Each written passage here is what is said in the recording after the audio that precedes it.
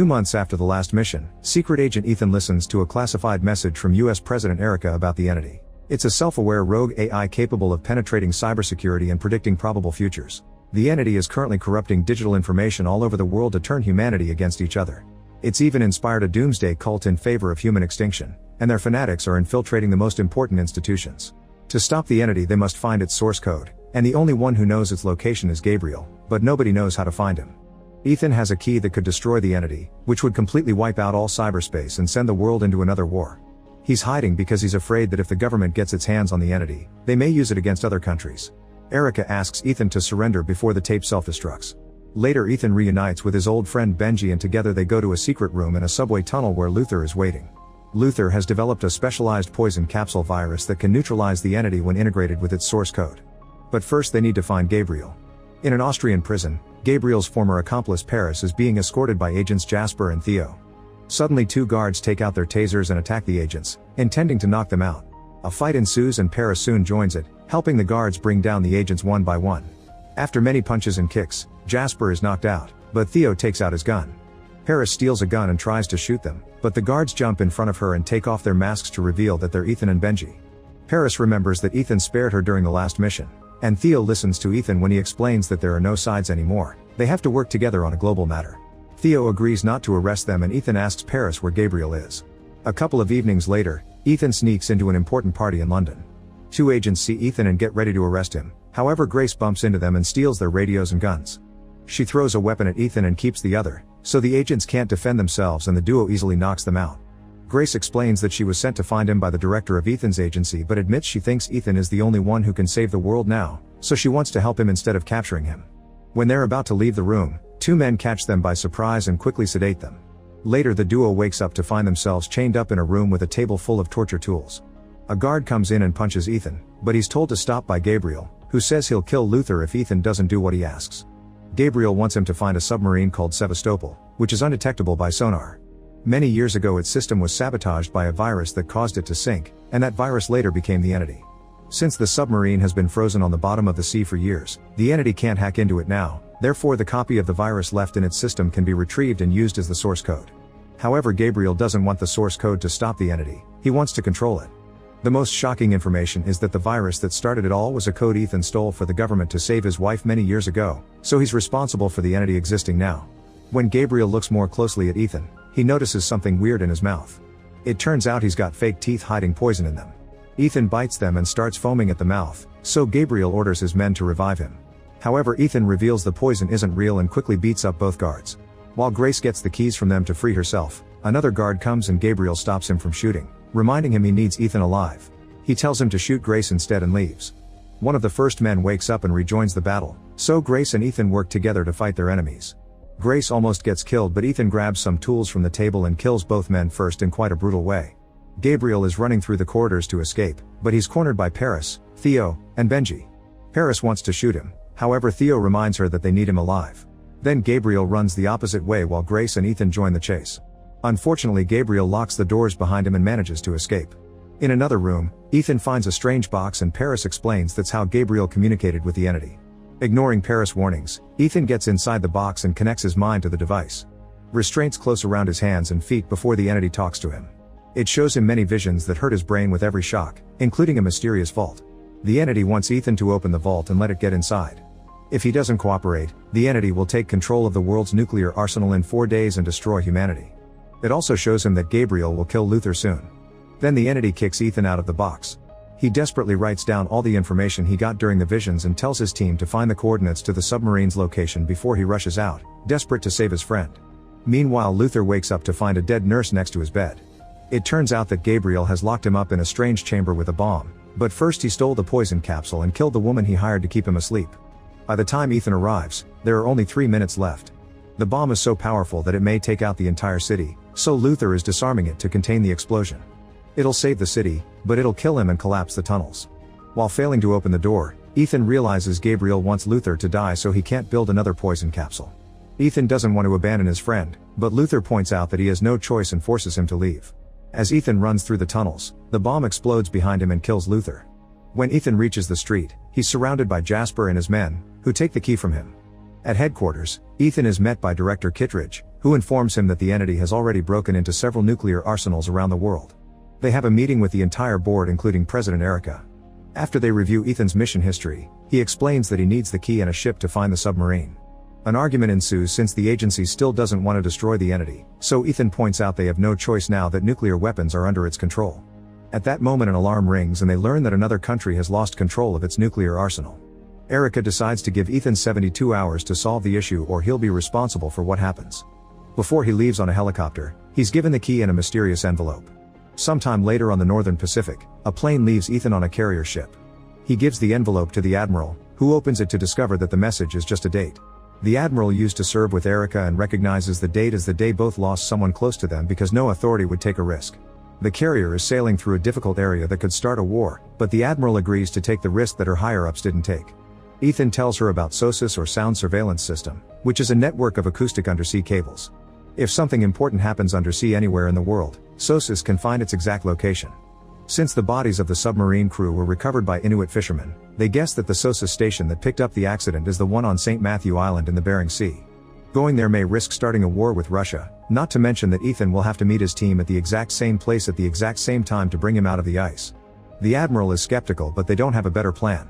At the island, Benji and the team meet William, who has been managing the SOSUS station for 30 years. He's a legendary coder who tried to warn people about the entity for decades, but nobody listened to him. William wants to help them, however his house has already been invaded by Russian mercenaries who are now coming out of hiding. They're also looking for the lost submarine. William tries to convince everyone that he doesn't have the coordinates they need. He has the disks with the information but not the machines to read them because the higher-ups took everything away to cover up the sinking of the submarine. The Russians still expect William to build a reader and give him 1 hour. On a helicopter, Ethan is told by the pilots that they're seeing Russian ships in the area and that they haven't received the coordinates from the team yet. If they fly around for long they'll run out of fuel to return, but Ethan asks them for 5 more minutes. At that moment 2 Russian jets fly in front of them as a warning, so Ethan decides to jump into the freezing water. While the helicopters leave, Ethan is suddenly surrounded by divers, who take him to the USS Ohio. Ethan meets the submarine's captain and gives him the necklace sent by the Admiral to convince him to help. He explains that he's waiting for the coordinates from his team and asks the captain to raise the antenna, which may give away their location to the Russians. While they wait, they look at the radar to keep an eye on enemy ships and Ethan notices that a Russian submarine reached the island an hour ago. The crew shows Ethan a special pressure suit that can take him to profound depths, although they admit they haven't tested it below 300 feet. To conserve air, he'll have to descend pretty fast, which may result in side effects like mental confusion, tremors, and even convulsions. He'll have around 20 minutes to get to the decompression chamber, otherwise he'll die. Ethan starts exercising to help with his breathing and the captain warns him he'll use the antenna one last time before shutting it off. Back in the house, Benji helps William build the reader. While everyone is distracted, William confesses that he destroyed the disk that had the coordinates, but he's memorized them. He writes them down on a piece of paper and hides it on his watch, which he then discreetly hands to his wife while asking her to feed the dogs. Grace overhears them talking and volunteers to help. A mercenary follows the women to the kennel. William's wife hits him with a shovel and Grace jumps in to fight him, causing him to shoot his gun. The rest of the team hears it and sees it as a signal, so they start fighting the mercenaries too. Plenty of punches are exchanged, many weapons are shot, and in the struggle they accidentally knock off some coal from the stove, which lights the house on fire. Everyone just keeps on fighting so William rushes to the radio to send the coordinates. At the same time in the submarine, Ethan is attacked by a crew member with a knife, who is part of the entity cult and doesn't want it to be stopped. The men start fighting all over the room, breaking some pieces of equipment while the captain finally picks up the coordinates.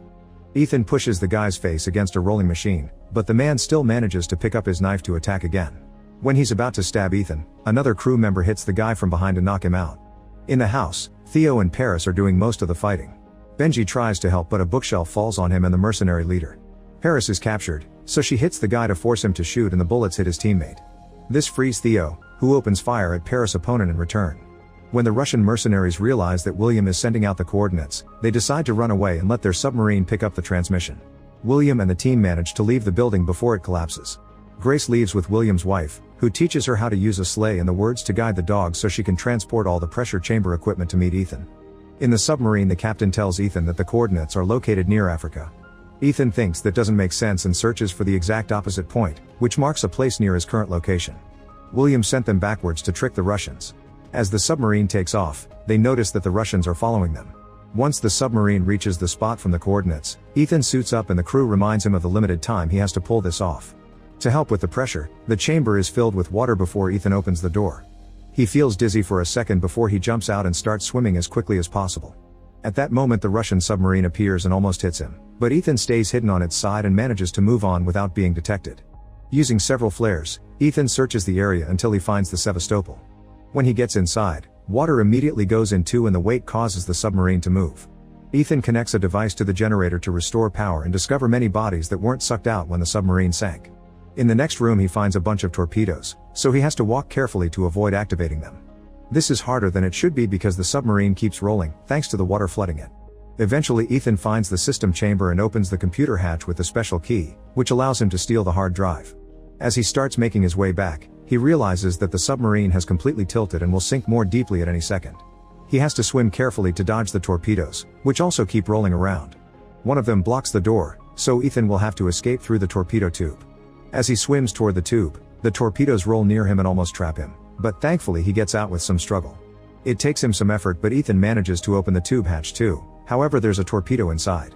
He opens the next hatch and finds it free, but when he tries to crawl through it he discovers that his suit doesn't fit. Ethan has no choice but to rip it off, leaving his skin exposed to freezing water. Soon the tube starts flooding as well, but Ethan pushes through and manages to get out right before the submarine falls. Ethan's helmet gets stuck on the side of the submarine, leaving him with no choice but to let go of it too. The submarine sinks into the abyss and Ethan has to keep swimming in only his shorts with the hard drive hanging around his neck. No matter how hard he swims, Ethan doesn't make it to the surface. His body can't deal with the lack of air and the temperature, so it curls in extreme pain. At that moment he's found by Grace, who pulls him out of the water. She does CPR and puts him in the pressure chamber to revive him. Moments later on the plane, Ethan tells William he remembers him from an old mission. Ethan feels responsible for William being relocated to the Arctic, but William's grateful because this new job allowed him to meet his wife. The team discusses the entity's plan and concludes it must have a place to hide before launching the nuclear attack. William thinks that the safest place is the Doomsday Vault, a top-secret, fully shielded, solar-powered data server. Ethan realizes that's the place the entity showed him in the visions and guesses that Gabriel must already be there. They need to get Luther's poison capsule back from him to combine it with the source code, then that combo will force the entity to enter a 5D optical data drive and capture it there. However, they must pull out the data drive at the exact second to keep the entity from escaping but also to prevent it from launching the nuclear attack. First they'll have to let the entity enter the vault, so they'll have to give the hard drive to Gabriel to let him do the combination and stop him at the last second.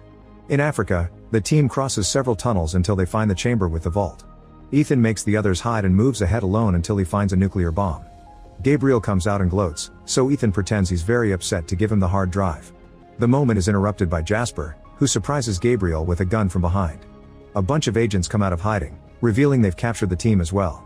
Gabriel's assistant is also surrounded, so he activates the bomb which will blow up in 20 minutes. Kittredge has also come and he demands to know how to use the hard drive to control the entity. Ethan notices something moving in the shadows and Gabriel suddenly shouts an order. His men open fire and a shootout ensues, with people from all sides running to hide. Gabriel rushes to his jeep and manages to drive away with the poison capsule while dodging the bullets coming his way. Ethan rushes to get on another jeep to chase him and Kittredge and Jasper do the same. As the vehicles race through the tunnels, Ethan's jeep is pushed until he crashes. Luckily he isn't hurt and keeps running until he finds Gabriel escaping on a biplane. Ethan's about to give up when he sees the assistant getting away on a plane too, so he holds on to a metal bar to come along. He then climbs up until he reaches the pilot's seat and punches the assistant to knock him out. The plane starts to fall and roll, so the assistant's body drops out when Ethan pulls off the seatbelt. Then Ethan takes control of the plane and chases after Gabriel. Their planes hit each other a few times, causing some damage in the process. Back in the cave, Benji reveals that he's been shot. William volunteers to disarm the bomb, so his wife and Theo stay with him while Paris and Grace take Benji into the server room. William thinks they may not make it but soon discovers there are some cables he can cut to make the explosion smaller and give them a short window to escape. Once inside, Benji realizes his lung is collapsing, so he gives Paris a few instructions to do an improvised operation on him. The process is very painful but this doesn't stop Benji from guiding Paris through it and telling Grace how to activate the server. Thankfully both women follow his guidance perfectly, so Benji's lung recovers and Grace opens the server line for the entity to get in. She also connects the data drive, so now they just have to wait for their friend to get the poison back. In the air, Ethan's plane is coming apart, so he jumps off and lands on Gabriel's plane right before the other one falls and crashes. Gabriel starts doing all kinds of crazy tricks, hoping to throw Ethan off. However, Ethan always manages to find a new spot to hold on to and hides under the wing, making Gabriel think he's fallen. When Gabriel starts piloting normally again, Ethan comes closer to punch him. Unfortunately it doesn't knock him out and Gabriel starts pulling some crazy tricks again. As Ethan holds onto the seatbelt, the propeller begins to fail and Gabriel is forced to fly normally. He then tries to stab Ethan, who uses the chance to break his arm and steal the poison capsule before punching Gabriel again. He also disconnects the seatbelt, so when the plane turns, Gabriel falls out. The wind pushes his groin against the side of the plane and hits his head on the metal, instantly killing him. Afterward, Ethan tries to regain control of the plane, however the propeller has caught on fire. He jumps off using a parachute, only for it to get burned off as well. As he falls at great speed, Ethan manages to insert the poison pill into the hard drive right as Grace removes the 5D data drive and William cuts the cables on the bomb. Power goes out in the entire world and the nuclear weapons are stopped. Grace stares at the data drive glowing and realizes the plan has worked. William and the others join them, confirming that they outran the bomb and the damage was minimal. Soon the power comes back and Erica receives a call confirming that the entity is gone. In the mountains, Ethan lands safely thanks to a backup parachute. He hears a voice in the hard drive and realizes it's Luther sending him a final goodbye. This message is designed to self-destruct, so by the time Kittredge and Jasper find Ethan, the hard drive and the poison capsule are completely useless. Kittredge is frustrated but Jasper actually congratulates Ethan for his success. Sometime later the team reunites with Ethan and Grace gives him the data drive with the entity. Then the group splits so they can continue to live in the shadows. Make sure to subscribe and turn on notifications so you can watch more videos like this. Thanks for watching.